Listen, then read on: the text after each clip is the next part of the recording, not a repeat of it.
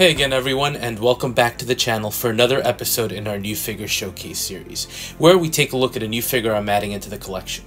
And for today's installment, we're revisiting the world of Pandora and taking a look at the Hot Toys 6-scale version of Jake Sully from James Cameron's Avatar: The Way of Water. Now this is the second version of the character we've gotten. We previously got the Jake Sully from the first movie, also by Hot Toys, from the final battle look with the war paint and kind of all that gear on. So I might look at the two together at some point, but I'll probably save that for another video just to not make this one super long. And Hot Toys is also from this movie releasing the Natiri figure, which actually I got the shipping notification, so I should have that one in hand soon, which it's already been released overseas, and I think it's going to be an awesome companion piece. And I think a lot of us who got that first Jake Sully would have liked to have her from the first movie as well. So I think it's definitely a good add. So look, just a quick insight into my thoughts on the movie. I loved it. It's a really interesting sequel, and I thought it managed to bring some characters back in a very intriguing way, while still carrying kind of the story forward about Jake and his family. And I think you got to give credit to the water environment. It shouldn't be surprising to us. James Cameron loves that setting, right? He's got a love for deep sea exploration that was evident with The Abyss, Titanic, and even his documentaries. But again, I think the visuals really popped, and it was a solid follow-up to the original. Now, as far as the figure, box is huge, both tall and wide to fit everything, and particularly to accommodate the base. So now let's just take a look at what we're getting here from Hot Toys. And this is the deluxe version of the figure. And what's differentiating it from the standard is this diorama base. And before jumping into things, I'll tell you that the scale on these is crazy. Figure's super tall, not a surprise if you had the previous releases, but the base itself is also a nice size. But it doesn't seem like that when you look at it next to the figure, so that's a little deceptive.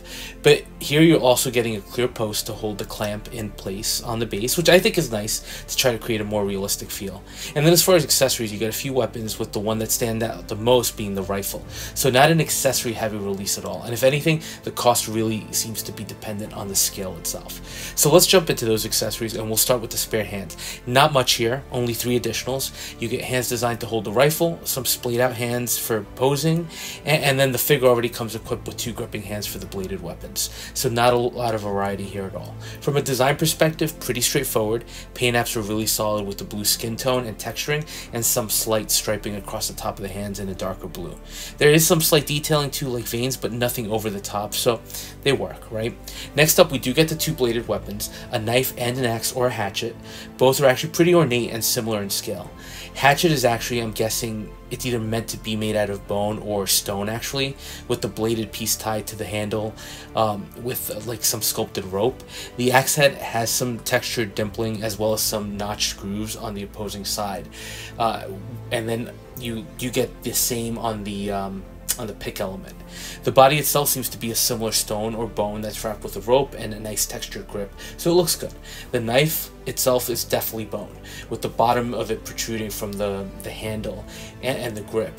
The bladed edge does have some serrated features at the base where it meets the hilt, and then the handle's an ornate covering that includes some detailed rope elements. So overall, really nicely done. But now we get to the star of the accessories, at least for me, and that's the rifle. So this is a rifle designed for Jake's avatar, so it's sized appropriately.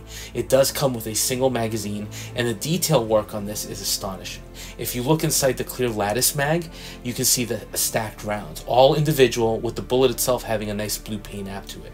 You also get a single grenade that looks fine, has a nice green spoon on a cylindrical body that all fits on his vest. But the main weapon here is the rifle. So first of all, nicely weathered with the nice matte gray barrel that has a mounted optic that does also have a working cover for the eyepiece. The grip is a very light gray, as well as the forward grip, and there is a functional chambering lever on the side that is spring-loaded, so that's cool. The butt of the rifle is an interesting choice with the wood pattern that has some openings throughout, and then it has some rope detailing around it. All sculpted, but it looks great, and it's a nice mix of Na'vi, kind of the more nature-based weapons, and the modern, so definitely a highlight piece. Now let's get into the diorama base, and I put it on the rotating table just so you can get a feel for all the elements. Keeping in theme with the movie, this aquatic kind of setting, The surface itself is almost like a sandy beach with hints of water. There's no epoxy puddles here or anything like that, but it does feel like you're seeing some slight water effects on the sand at the top.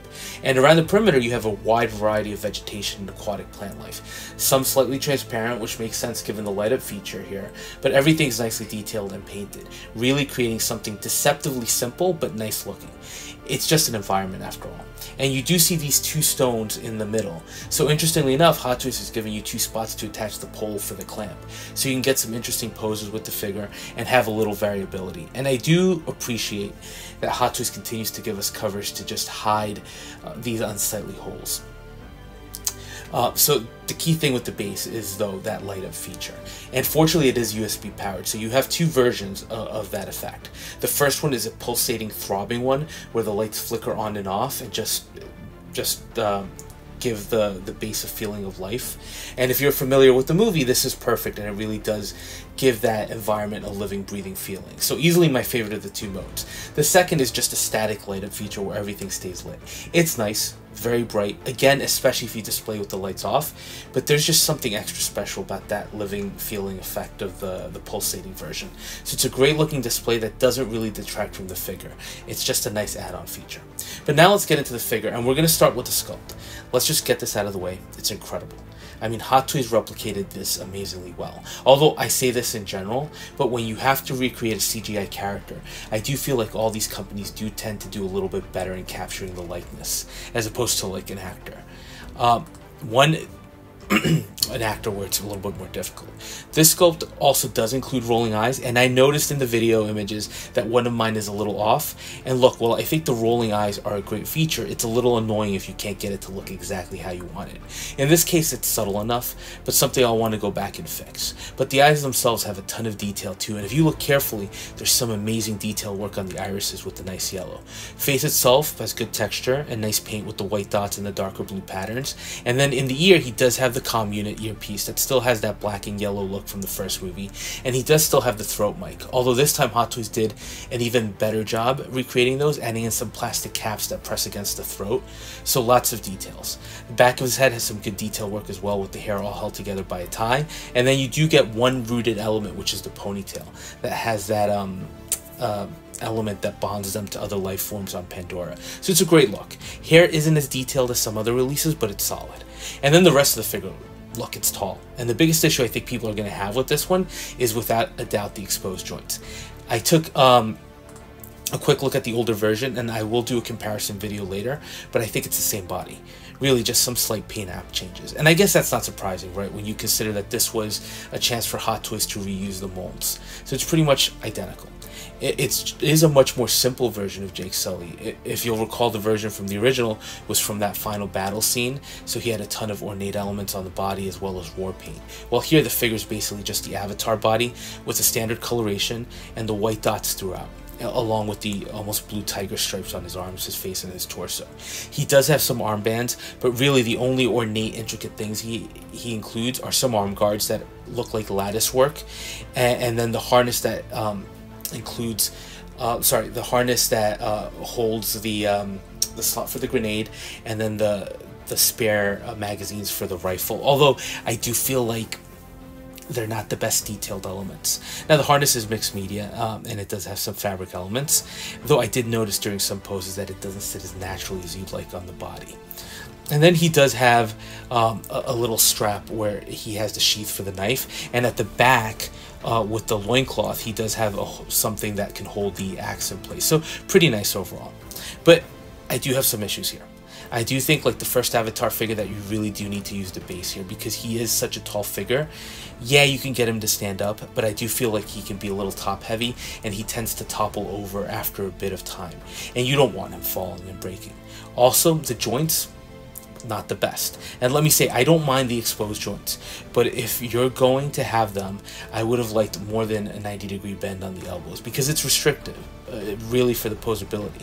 So I'd love to have him with the rifle pose in a more natural aiming look.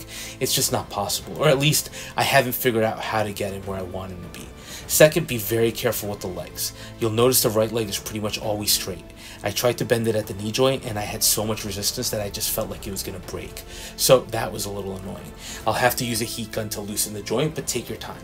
Last thing you want is to break your very expensive figure. And speaking of joints, while the leg joints are very stiff, the torso and chest joint are a little loose. So you can definitely get him posed nicely and in a way that looks amazing, but there are some joint issues. But look, you throw in the base with the light up feature and you find a nice pose for him to hold with the weapons, and he's going to impress. It's hard not to at this scale. And with the level of detail you're getting here, it's an impressive figure that I really love. And also, as a big fan of the movie, how could I pass on Jake Sully? And I think the beauty of the figure and base more than make up for the joint issues, at least for me. You may feel different, so with that in mind, let me know your thoughts on this one, and thanks for watching. And if you're enjoying the content, also please consider dropping a like, comment, or subscribing, and we'll touch base on the next video.